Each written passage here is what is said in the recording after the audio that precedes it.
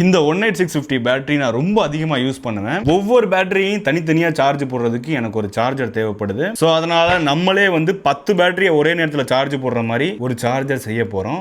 10 battery holder எடுத்து வச்சிருக்கேன். இந்த பெட்டிக்குள்ள தான் முக்கியமான ஐட்டம் ஒன்று இருக்கு.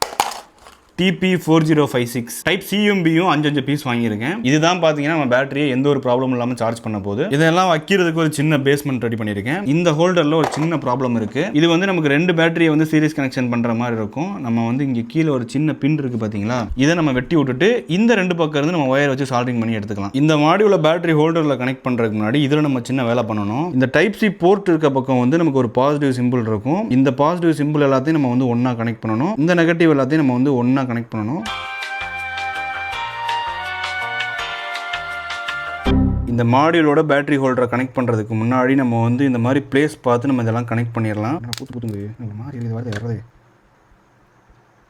இந்த B+B- இந்த ஹோல்டரில் இருக்க ஒவ்வொரு தனித்தனி செல்லுக்கும் நம்ம வந்து இதை கனெக்ட் பண்ணணும். எல்லா ஒயரையும் வந்து நம்ம கனெக்ட் பண்ணியாச்சு. இப்போ இது எப்படி ஒர்க் ஆகுதுன்னு செக் பண்ணி பார்க்கலாம். இதில் நம்ம இந்த மொதல் போர்ட்டில் மட்டும் சார்ஜரை கனெக்ட் பண்ணால் போதும், எல்லாமே வந்து நமக்கு வரிசையாக ஆன் ஆகிடும். இதில் ஒரு முக்கியமான விஷயமே பாசிட்டிவ் நெகட்டிவ் மட்டும் பார்த்து கனெக்ட் பண்ணணும். ஏன்னா மாறி மாறி இருக்கு சார்ஜ் ஏறுது.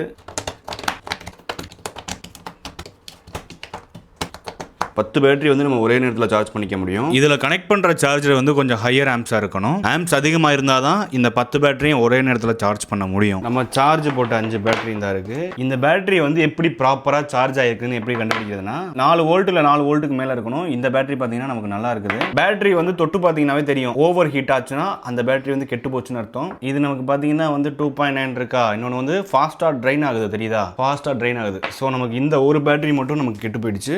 என்கிட்ட இருக்க இவ்வளவு பேட்டரியில இந்த சார்ஜர்ல போட்டு செக் பண்ணதில்ல இந்த 4 பேட்டரி மட்டும் செத்து போயிருக்குது. நான் யூஸ் பண்ண காம்போனன்ட்ஸ் லிங்க் நான் டேக் பண்ணியிருக்கேன். உங்களுக்கு தேவை இருந்துச்சுன்னா செக் பண்ணி பாருங்க.